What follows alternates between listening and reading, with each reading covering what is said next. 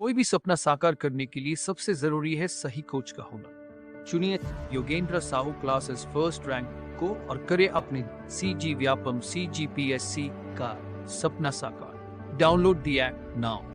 नमस्कार, जय जोहार। क्या आप भी गवर्नमेंट एग्जाम्स की तैयारी करना चाहते हैं? क्या आप भी मेमोरी टेक्निक्स और ट्रिक्स के जरिए बहुत ही कम समय में स्मार्ट स्टडी करना चाहते हैं? क्या आप चाहते हैं कि CG व्यापम टॉपर आपको पढ़ाए? तो डाउनलोड करिए योगेंद्र साहू क्लासेस ऐप। यहाँ 10 से अधिक गवर्नमेंट एग्जाम्स क्रैक करने वाले और CG व्यापम टॉप करने वाले योगेंद्र सर CGPSC और CG व्यापम के अंतर्गत होने वाले सभी एग्जाम्स की तैयारी कराएं। तो डाउनलोड करिए Yogendra Sahu classes app to be the best, learn from the best.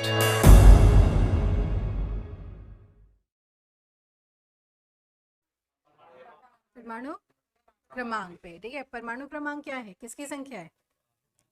Protons की संख्या है ना। किसी भी एटम में जितना इलेक्ट्रॉन होता है उतना ही क्या होता है? प्रोटॉन्स होता है, ठीक है। तो ये जो मॉडर्न पीरियोडिक टेबल है ये आपको कंप्लीट बताएगा कि इसमें मेटल्स कितने हैं, नॉन मेटल्स कितने हैं, है ना। तो नॉन एलिमेंट्स कितने हैं, कितने ज्ञात अभी तत्व हैं? 120। 120 में से 91 जो है वो धातु या मेटल है, ठीक है। 20 जो है वो नॉन मेटल्स है और सिर्फ 7 जो है वो मेटेलॉइड्स है, ठीक। तो जो मेटल है उनकी क्या प्रॉपर्टी होती है? कल पढ़े थे ना। मेन प्रॉपर्टी है मेटल की क्या लेते हैं कि metal is a good conductor of electricity, क्योंकि अभी का जो टाइम है वो इलेक्ट्रिसिटी से रिलेटेड है, ठीक है। तो जो मेटल्स हैं वो क्या होते हैं? Good conductor. नॉन मेटल्स क्या होते हैं? नॉन मेटल्स क्या होते हैं? बैड कंडक्टर, कुछ चालक होते हैं विद्युत के, ठीक है। और जो मेटेलॉइड्स होते हैं उसमें हाँ क्या बोलते हैं उसको? नहीं, अधातु नहीं, क्या बोलते हैं? अर्ध धातु, सेमी मेटल, ठीक है। सेमी मतलब क्या होता है? हाफ, जिसमें 50% करंट जाएगा, 50% करंट पास नहीं होगा, वो क्या कहलाता है? मेटेलॉइड्स, ठीक है। तो वो सिर्फ 7 है, मतलब 120 में से 91 जो है वो मेटल है, 20 नॉन मेटल है और 7 जो है वो मेटेलॉइड्स है, ठीक है। तो उन 7 में ज़्यादा इंपॉर्टेंट कौन सा है? जर्मेनियम और सिलिकॉन, ठीक है। उनका यूज़ क्या बनाने में होता है? सेमीकंडक्टर, हाँ, जिसमें ट्रांजिस्टर आता है और डायोड और ट्रायोड, ठीक है।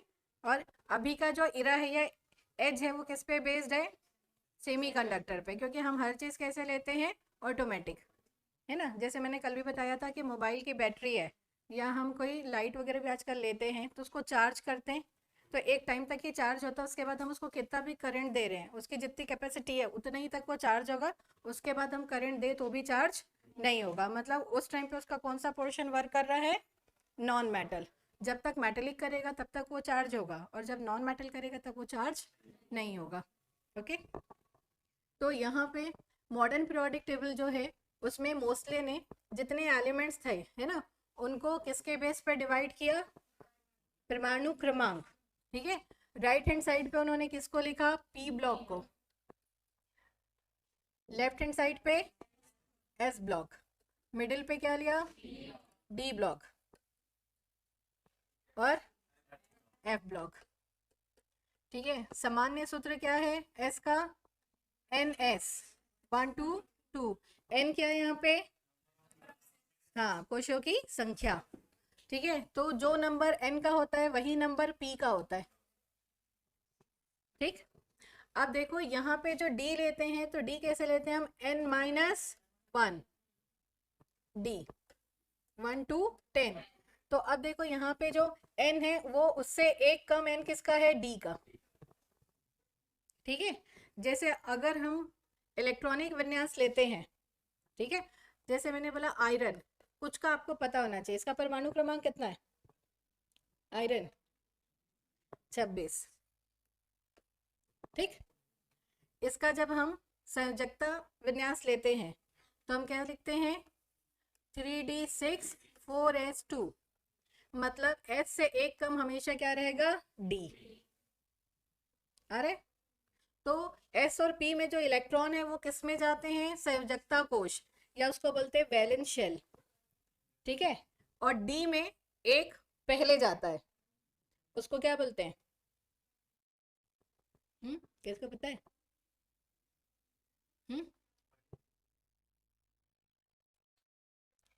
हिंदी में भी ना वैसे ही लिखा रहता है जो मैं इंग्लिश में बताऊंगी, ठीक है। जैसे हम लेते हैं, ये हमारे पास क्या है, परमाणु का संरचना है। तो बाहर की जो सबसे अंतिम कोश है उसको हम बोलते हैं वैलेंस शेल। इसमें कौन से इलेक्ट्रॉन जाते हैं, एस के जाते हैं और पी के जाते हैं, ठीक है। उसका जो अंदर वाली कक्ष है, ठीक, उसमें किसके इलेक्ट्रॉन जाते हैं, डी के। उसको बोलते हैं पेनल्टीमेट शेल। 12th की हिंदी में भी यही वर्ड लिखा है, बट वो हिंदी में लिखा है, ठीक है। तो इलेक्ट्रॉन किस में जाएगा, n-1। एस का एक अंदर में कौन सा जाएगा, डी, और उसके एक अंदर में जाएगा एफ। उसको बोलते हैं एंटी, एंटी माने अपोजिट, एंटी पेनल्टीमेट शेल। और उसका फॉर्मूला हम क्या लिखते हैं, n-2। मतलब जो f का फॉर्मूला है वो कैसे लिखते हैं हम, n-2f। तो f कहाँ पे जाएगा, देखो इधर से,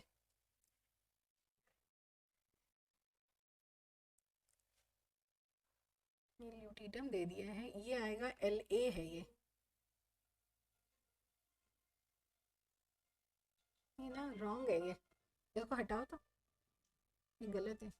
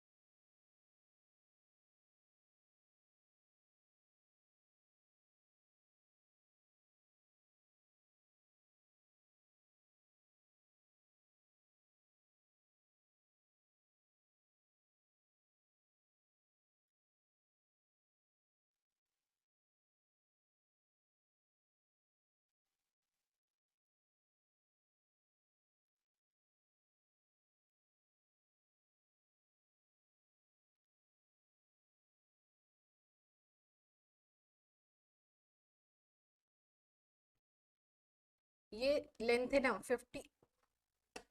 57 के बाद, तो यहाँ पे देखो ये लेंथेनम है, फिर 58 हमारा कहाँ जा रहा है, एफ में, फिर 58 से 71 तक पूरा एफ है। उसके बाद ये कहाँ गया, 72 में, ठीक है। मतलब डी का के एक अंदर कौन जाएगा, एफ। मतलब सबसे बाहर में कौन सी कोश होगा, एस और पी का, फिर उसके एक अंदर डी और उसके एक अंदर एफ, ठीक है। तो जब यहाँ से जाता है तो नॉर्मली हम क्या बोलते हैं, ऊपर से अगर हम नीचे किसी भी ग्रुप में आते हैं, है ना, तो साइज क्या होता है हमारा, बढ़ता है, ठीक। लेकिन एफ में हम कैसे जा रहे हैं, दाएं से बाएं जा रहे हैं, तो साइज कैसे होगा, छोटा, ठीक। फिर अचानक से यहाँ पे ये बढ़ जाता है, तो किसके बराबर हो जाता है, जेड आर के। तो मैंने कल बताया था जेड आर और एच एफ को क्या बोलते हैं, ट्विंस एलिमेंट। क्यों, क्योंकि इनका साइज कैसे रहता है, सेम, ओके, ठीक है। अब यहाँ पे जो ये तीन मेटल है, जिंक, कैडमियम और मरकरी, इन तीन को बोलते हैं D block element, not a transition element. ये डी ब्लॉक एलिमेंट है लेकिन संक्रमण तत्व या ट्रांजिशन एलिमेंट नहीं है। क्यों, ये क्वेश्चन बहुत इंपॉर्टेंट है। ये तीन मेटल्स, जिंक, कैडमियम और मरकरी, ये तीन मेटल्स है, it is not a transition element, it is a D block element. Transition का मीनिंग कल बताया था ना मैंने, ट्रांजिट होना माने चेंज होना। जिनकी वैलेंसी चेंज होती है वो ट्रांजिशन है, जिनकी वैलेंसी चेंज नहीं होती वो डी ब्लॉक है। तो इनका क्या रहता है, डी ब्लॉक कंप्लीट रहता है due to complete D orbital. D orbital complete है इसलिए ये परिवर्ती संयोजकता या वैलेंसी शो नहीं करते। इसलिए जिंक, कैडमियम और मरकरी जो है वो क्या कहलाते हैं, D block element, not a transition element, ठीक। फिर उसके बाद का देखो, कॉपर, सिल्वर और gold, it is called as coins element. सिक्के बनाते हैं, क्यों बनाते हैं? कॉपर, सिल्वर और गोल्ड। हाँ, इनका भी डी जो रहता है कंप्लीटली फिल्ड रहता है। जिसका कंप्लीटली फिल्ड रहेगा उसको रिएक्ट करने की ज़रूरत नहीं है। मतलब जहाँ भी कमी होती है तभी आप रिएक्ट करोगे। अगर फुल फिल है तो क्या करोगे? घर में सोओगे, है ना? क्यों? क्योंकि आप सेटिस्फाई हो। तो ये सेटिस्फाइड होते हैं, इसलिए इनका यूज़ किस में करते हैं? As a coin metal. ठीक है, फिर उसके बाद नेक्स्ट आपका है, तो ये भी क्वेश्चन आया कि कौन से ग्रुप के एलिमेंट्स जो है वो कॉइन मेटल के लिए यूज होते हैं। कौन सा ग्रुप है? 11। ठीक है, 12 के जो है वो डी ब्लॉक है बट ट्रांजिशन एलिमेंट नहीं है। ठीक है, फिर उसके बाद आता है सबसे हेवी मेटल, वो आती है ऑस्मियम। ऑस्मियम OS, और इसी की संयोजकता पूरे पीरियोडिक टेबल में हाईएस्ट है +8। सबसे ज्यादा वैलेंसी किसकी है? ऑस्मियम। और सबसे ज्यादा हैवी भी कौन है? ऑस्मियम। और सबसे ज्यादा लाइटर है लिथियम। अरे यहाँ तक आया? वो कौन से मेटल है जिसका मेल्टिंग पॉइंट हाईएस्ट है? टंगस्टन। टंगस्टन को किससे रिप्रेजेंट करते हैं? W से। W वो मेटल है जिसका मेल्टिंग पॉइंट हाईएस्ट होता है, इसलिए बल्ब के फिलामेंट में क्या लगाते हैं? टंगस्टन।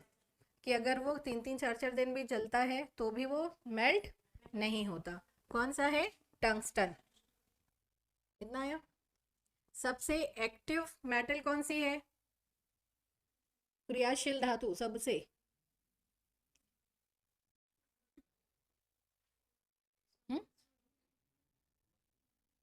मरकरी नहीं है, मरकरी बस लिक्विड है।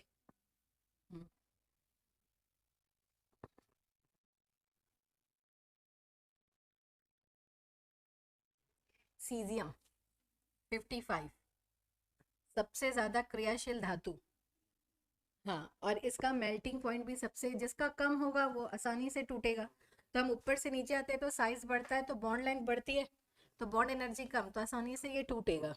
तो सीजियम जो है वो सबसे एक्टिव मेटल है और जिसका मेल्टिंग और बॉइलिंग पॉइंट भी सबसे कम है, इसलिए इसका यूज़ किस में किया जाता है? बताओ, बहुत इंपॉर्टेंट है ये। किस में होता है सीजियम का यूज़? फोटो इलेक्ट्रिक इफेक्ट पढ़े हो? प्रकाश विद्युत प्रभाव। तो फोटो इलेक्ट्रिक सेल में यूज करते हैं। किस में करते हैं? फोटो माने light, electric cell.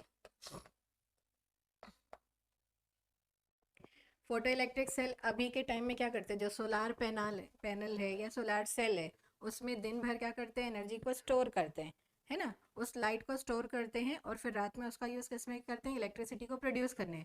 Because light and heat, because light and electricity both are the form of energy, दोनों एनर्जी के रूप है। तो दिन में क्या करते हैं? सीजियम कोटेड जो सेल रहता है उसमें दिन भर सूर्य के प्रकाश को उस क्या करते हैं? हाँ, इकट्ठा करते हैं, कलेक्ट करते हैं। फिर उसमें इतनी एनर्जी आ जाती है कि रात में उसका यूज़ इलेक्ट्रिसिटी प्रोडक्शन में करते हैं। बट ज़्यादा इसका यूज़ किस में किया जाता है? जो जंगल एरिया है जहाँ पे हम इलेक्ट्रिसिटी का पोल नहीं खींच सकते। क्यों नहीं खींचते? जंगल में क्यों नहीं रहता है लाइट? हाँ हाँ, आग लग सकती है। ठीक है, इसीलिए वहाँ पे नॉर्मली जो है वो सोलार सिस्टम का ही यूज़ किया जाता है। और उसमें किसकी कोटिंग होती है? सीजियम की। ठीक, वो इफेक्ट क्या कहलाता है? Photo electric effect. और उसको एक्सप्लेन किसने किया था? बताओ।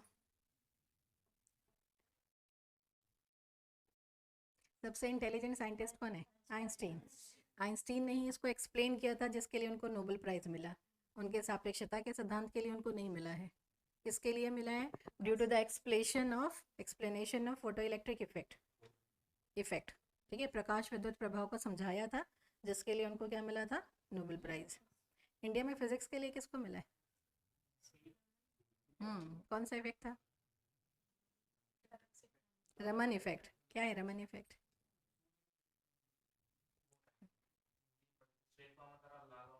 हम्म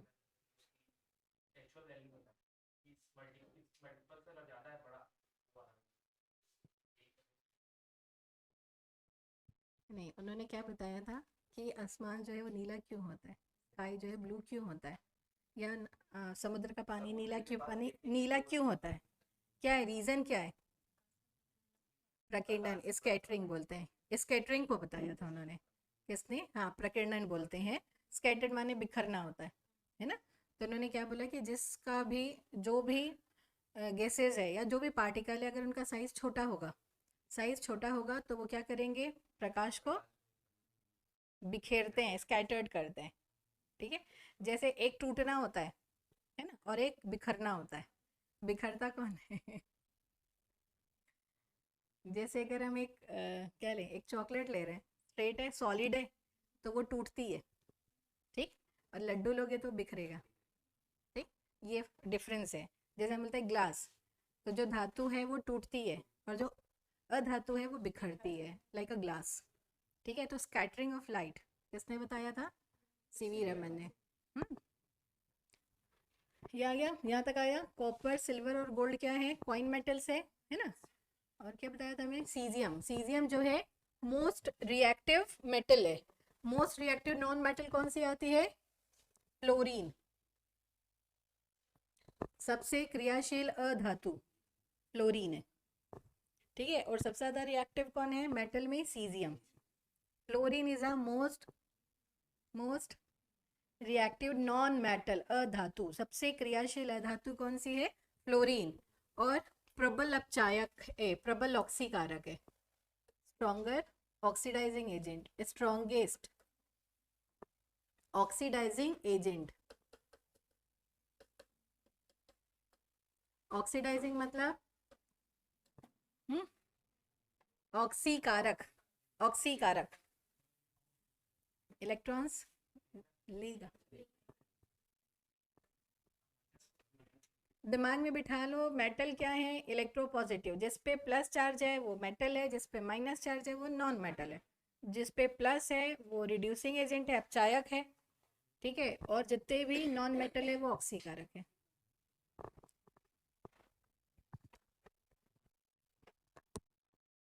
और इनको क्या बोलते हैं? पूरा फ्लोरीन, क्लोरीन, ब्रोमीन, आयोडीन को क्या बोलते हैं? हेलोजेंस, है ना। What is mean bye halogen? Meaning क्या है हेलोजन की? मीनिंग कल भी बताया था मैंने। हेलोजन मतलब होता है सॉल्ट प्रोड्यूसर, लवण बनाने वाले तत्व, ठीक है। ब्रोमीन एक ऐसा नॉन मेटल है जो कि क्या है? लिक्विड है, ठीक। और ऐसी कौन सी मेटल है जो लिक्विड है? मरकरी। रीजन पता है? नहीं पता? पता करके आना।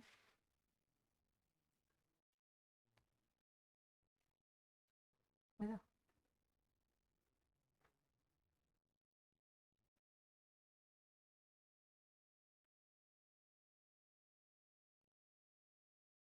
जिसका घनत्व अधिक रहता है वो क्या रहता है? सॉलिड की लिक्विड? और जिसका कम रहेगा वो क्या होंगे? डेंसिटी से रिलेटेड है, ठीक है। वो इतना। फिर उसके बाद आपका है ब्रोमीन हो गया। आयोडीन जो है वो सॉलिड है, ठीक है। जो ब्रोमीन है ये हमको कहाँ पे मिलता है? सी वाटर में और सी वीड्स, समुद्री घास। आयोडीन भी नॉर्मली वहीं मिलता है, इसलिए हम जो सॉल्ट भी यूज़ करते हैं उसमें आयोडीन प्रेजेंट होना चाहिए, ठीक है। आयोडीन भी हमको सी में ही मिलता है मोस्टली। फिर 16 ग्रुप में मैंने क्या बताया था? 16 ग्रुप में क्या नाम है? 16 ग्रुप का कॉमन नेम कल लिखाया था मैंने, देखो पलट के देखो copy. Chalcogen. Chalcogen, what is mean by chalcogen? Ore forming है, ठीक है। जितने भी ओर या अयस्क रहते हैं या तो वो ऑक्साइड होंगे या फिर सल्फाइड होंगे या कार्बोनेट होंगे, ठीक है। तो सब में ऑक्सीजन प्रेजेंट है। तो अर्थ क्रस्ट पे सबसे ज़्यादा कौन सी नॉन मेटल मिलती है? ऑक्सीजन। उसके बाद कौन सी नॉन मेटल मिलती है सेकंड नंबर पे अर्थ क्रस्ट पे? सिलिका, SI, रेत, ठीक है। और ऊपर एटमॉस्फेयर में नाइट्रोजन, सेकेंड ऑक्सीजन। ठीक, फिर उसके बाद आपका नेक्स्ट इसमें है 15 ग्रुप को क्या बोलते हैं?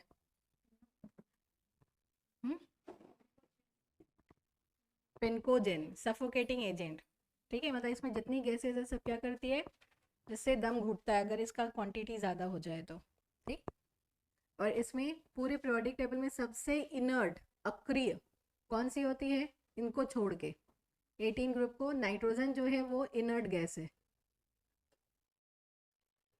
इसीलिए जो चिप्स या जो बनता है ना, उसमें क्या डालते हैं हम? नाइट्रोजन फिल करते हैं।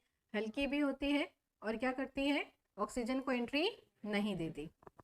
ठीक है, उसके बाद जो 18 ग्रुप है that is one zero valency, तो इसको जीरो ग्रुप भी बोलते हैं, नोबल गैसेस भी बोलते हैं।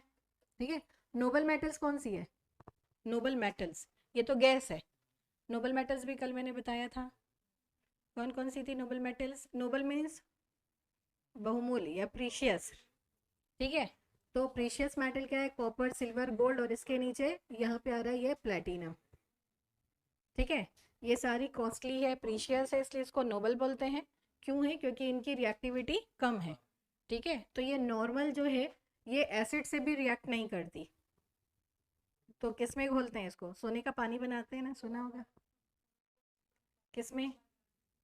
अम्लराज, एक्वारेजिया। क्या होता है एक्वारेजिया में?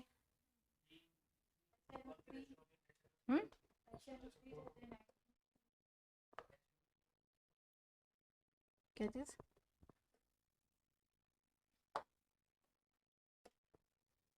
एक्वारेजिया।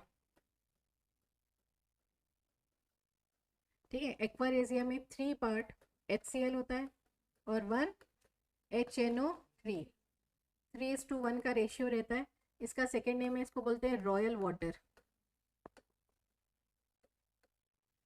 ठीक, रॉयल वाटर वो लिक्विड है या वो एसिड है, नॉर्मल एसिड आप देखे हो कि अगर गिर भी जाता है तो क्या होता है? जल जाता है, बर्निंग करता है। ये उससे भी ज़्यादा स्ट्रॉन्ग है, इसमें सिर्फ गोल्ड, सिल्वर और प्लैटिनम ही घुलते हैं। तो कई बार देखा होगा ना, बोलते हैं कि उसको आपका जो भी बर्तन है या जेवर है उसको साफ कर देंगे, तो लोग क्या करते हैं, एक्वारेजिया में उसको वॉश करते हैं, तो पहली परत जो है वो किस में घुल जाती है? एक्वारेजिया में, तो वो साफ हो जाता है, लेकिन आधा सोना किस में आ जाता है?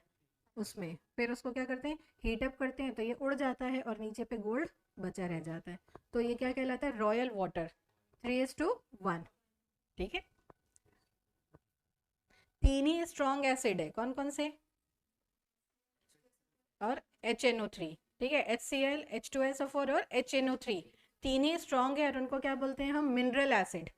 मिनरल मतलब लवण अम्ल है, और वो ये सारे जितने भी है ये पूरे सिंथेटिक है, मैन मेड है, वो तेजाब है, और जो नेचर ने गिफ्ट किया है पूरे यूजफुल है। कौन कौन से एसिड है?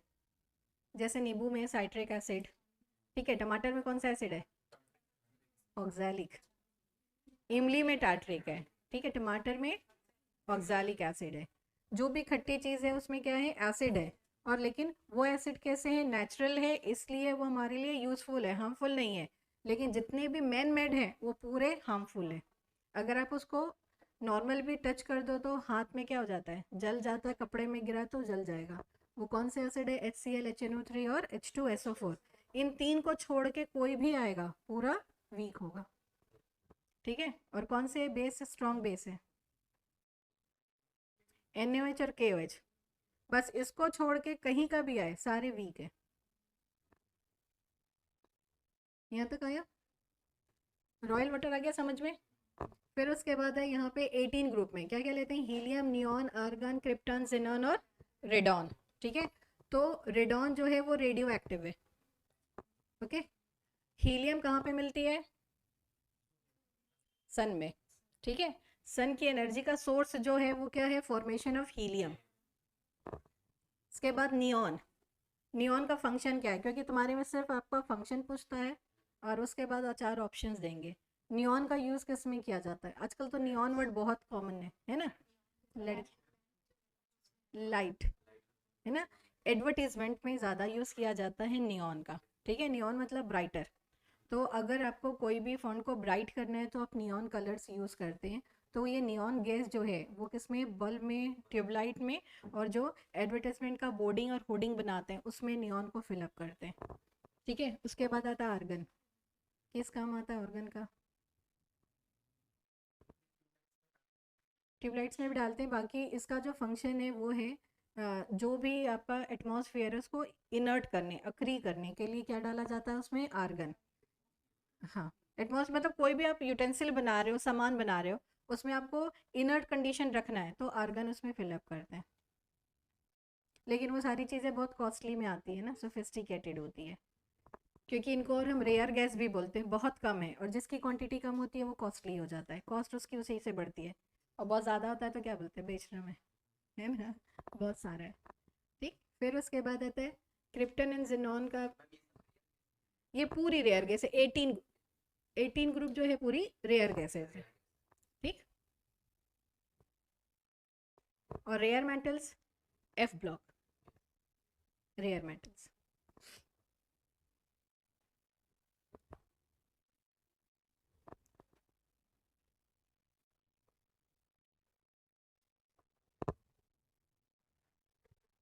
इतना आया। उसके बाद जो रेडॉन है, रेडॉन का यूज़ किस में करा जाता है? कैंसर थेरेपी में। कैंसर में रेडॉन का यूज़ करता है। ठीक है, जो रेडियोथेरेपी होती है उसमें रेडॉन यूज़ करते हैं। मैंने उस दिन भी बताया था, कैंसर में 2 थेरेपी है, एक कीमो होती है और एक रेडियो। तो रेडियोथेरेपी में हम रेडॉन यूज़ करते हैं। और क्रिप्टॉन, ये जिनॉन जो है ये फर्स्ट एलिमेंट है जो कि कंपाउंड का प्रिपरेशन किया था।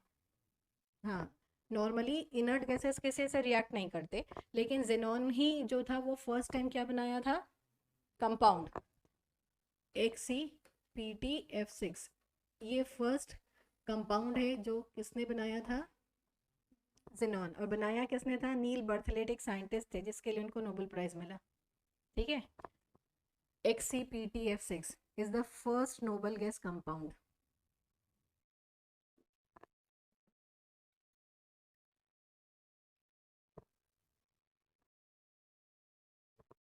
नेक्स्ट है, कल मैंने एक चीज बताया था, टिन और लेड एलॉय किस काम आता है? टिन और lead alloy, fuse wire. Fuse wire किसका बना होता है? टिन और लेड एलॉय। ठीक है,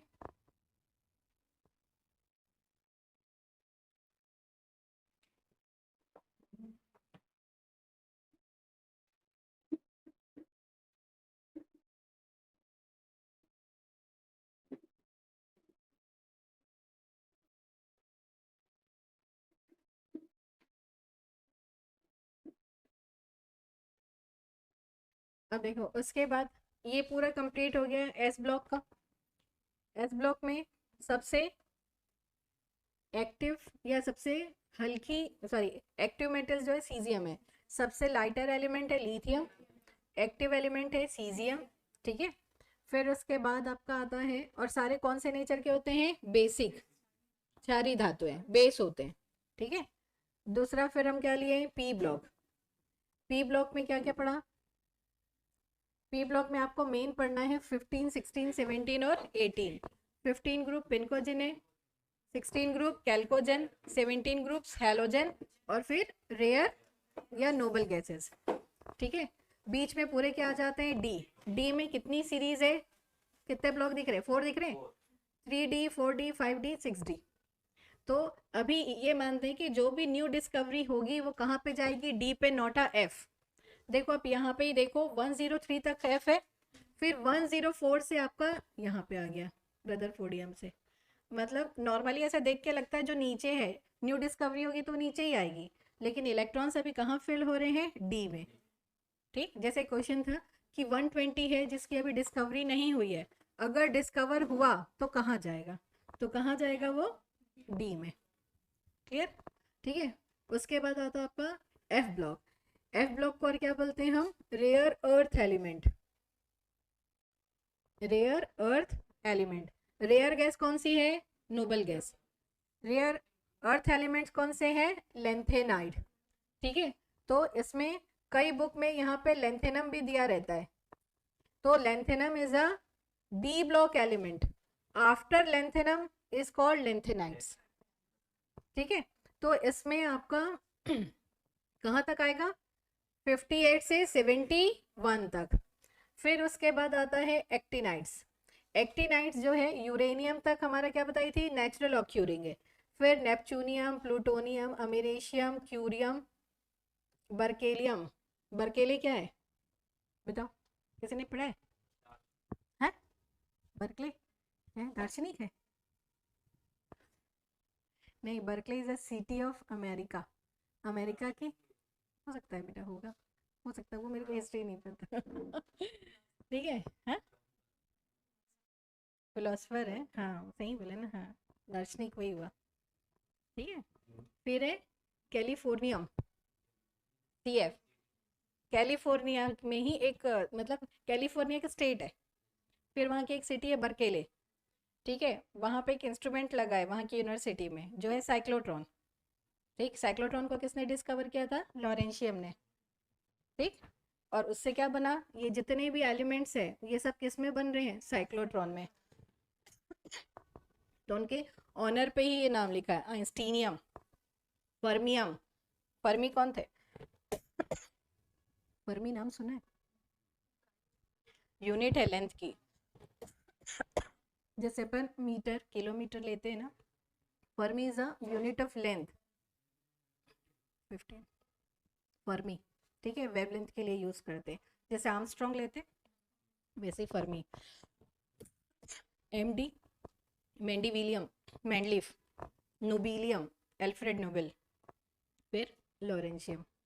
ठीक, तो यहाँ पे यूरेनियम तक ही हमारा मैन मेड है, नेचुरल है, उसके बाद मैन मेड है। पानी है क्या बेटा? पानी है।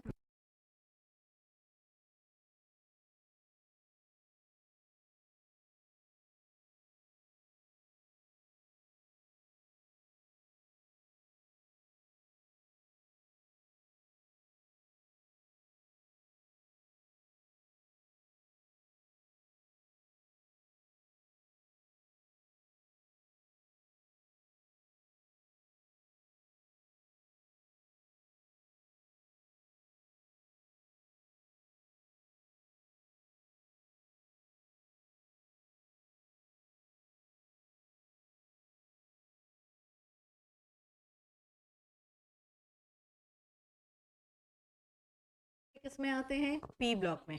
मेटल्स किस में आते हैं? S और D में। ठीक है, F में भी आते हैं बट मेन S और D लेते हैं। ठीक, फिर मेटलॉइड्स कौन से हैं? 7 है, जो किस में आते हैं? 14 ग्रुप में, सिलिकॉन, जर्मेनियम। ठीक है, हर एक ग्रुप का जो फर्स्ट मेंबर रहता है वो नॉन मेटल रहता है, last member is always metal. ठीक, जो मेटल्स होते हैं वो क्या होते हैं? ऑक्सीडाइजिंग एजेंट होते हैं कि रिड्यूसिंग? ऑक्सीकारक होते हैं कि अपचायक? धातु, धातु अपचायक होते हैं, और अधातु ऑक्सीकारक होते हैं। ठीक है, प्रबल ऑक्सीकारक पूरे पीरियोडिक टेबल में कौन है? फ्लोरीन। सबसे छोटा आकार भी किसका है? फ्लोरीन का। सबसे ज्यादा क्रियाशील भी फ्लोरीन है। ठीक है, मतलब बहुत सारी प्रॉपर्टी है। एक तो आकार सबसे छोटा पूरे पीरियोडिक टेबल में फ्लोरीन का है, और सबसे बड़ा आकार सीजियम का है। ठीक है, इसीलिए दोनों एक्टिव है। मेटल में सबसे बड़ा साइज सीजियम है, आकार और क्रियाशीलता। इसमें सबसे छोटा साइज फ्लोरीन है, क्रियाशीलता भी, रिएक्टिविटी सबसे ज़्यादा है। ठीक है, स्ट्रॉन्गेस्ट रिड्यूसिंग एजेंट भी सीजियम है, और ये स्ट्रॉन्गेस्ट ऑक्सीडाइजिंग एजेंट है। आ गया समझ में? ठीक है, जितने भी धातु या उनके ऑक्साइड्स कौन से नेचर के होते हैं? बेसिक की acidic? Basic. Non metallic oxide acidic. और जो मेटेलॉइड्स है वो, जो मेटेलॉइड्स है उनके ऑक्साइड्स कैसे होंगे? बताओ। एम्फोटेरिक बोलते हैं, उभयधर्मी। उभयधर्मी पढ़ा है? ठीक, मतलब जो मेटल की तरीके से भी बिहेव करते हैं और नॉन मेटल। ठीक है, और साथ में या फिर होंगे न्यूट्रल, उदासीन। न्यूट्रल, न्यूट्रल में कौन सा एग्जाम्पल? एल्यूमिनियम। कौन बोला? एल्यूमिनियम बेटा एम्फोटेरिक में। एल्यूमिनियम जो है Al2O3। ठीक, और एक लेते हैं ZnO, zinc oxide. Both are the amphoteric in nature. ठीक है, न्यूट्रल में बहुत कॉमन एग्जाम्पल है H2O, वाटर जो है वो कैसा ऑक्साइड है, न्यूट्रल ऑक्साइड है, ठीक। और एक लेते हैं कार्बन मोनोऑक्साइड और नाइट्रिक ऑक्साइड, ये तीन जो है यही सिर्फ यही तीन न्यूट्रल है, बाकी या तो एसिडिक होंगे या बेसिक होंगे या एम्फोटेरिक। तो एम्फी में ज़्यादा कॉमन है Al2O3 और ZNO, ठीक है। ZNO और भी बहुत इंपॉर्टेंट है जिसको बोलते हैं जिंकाइट। ZNO का नाम क्या है, जिंकाइट या जिंक ऑक्साइड, किसमें यूज होता है, हाँ जिंक, जिंक तो में गैल्वेनाइजेशन एक अलग प्रोसेस है, कोरोजन है, अभी मैं यूज पूछ रही हूँ।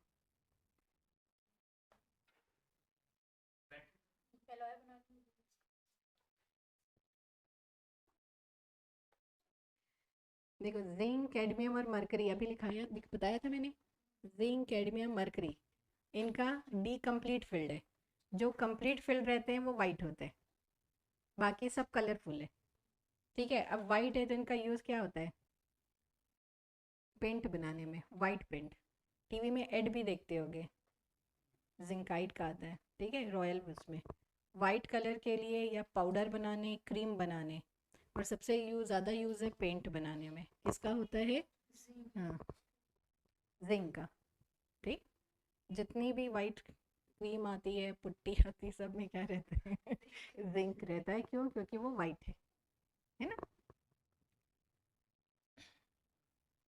जिंक ऑक्साइड का नाम, उसका एक और नाम है जिसको बोलते हैं फिलोसफर वूल, उसका नाम है जिंक, जिंक ऑक्साइड है, जिंकाइट है।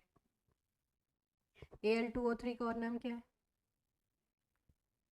केमिकल नेम तो एल्युमिनियम ऑक्साइड है, ठीक है, कमर्शियल नेम बॉक्साइट, सुना है ना, बॉक्साइट है, एलुमिना, हाँ एलुमिना भी बोलते हैं और बॉक्साइट भी बोलते हैं Al2O3 को, एलुमिना और बॉक्साइट कैसा है, एम्फोटेरिक है। मीनिंग क्या हुई, एम्फोटेरिक तो मैंने बता दिया, इसका मतलब क्या हुआ, दोनों के समान नहीं, दोनों से अभिक्रिया करेगा।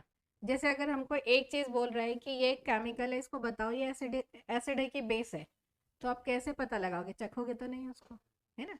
तो पहले से एक जो नोन है, जैसे हमको पहले से एक का पता है कि ये एसिड है और दूसरा हमको नहीं पता है, ठीक है, तो हम पहले उसे दोनों को मिला के देखेंगे, अगर कुछ रिएक्शन हुई तो पहले वाला अगर एसिड था और अभिक्रिया हो रही तो दूसरा बेस है। कभी भी दो एसिड कभी रिएक्ट नहीं करते, ना ही दो बेस कभी आपस में अभिक्रिया करते हैं। तो अगर अभिक्रिया हो रही है मीन्स कुछ या तो कलर चेंज हो रहा है या बुदबुदाहट हो रही है, कोई भी प्रोसेस हो रही है, इसका मतलब जो दूसरा है वो अपोजिट है, ठीक। तो यहाँ पे Al2O3 एसिड के साथ भी रिएक्ट करेगा और बेस के साथ भी, ठीक। जब एसिड के साथ कर रहा है तब कौन से नेचर का है वो, बेसिक, और जब बेस के साथ कर रहा है तो कौन से नेचर है, एसिडिक, ठीक हो गया। इतना ही था तुम्हारे उसमें तो।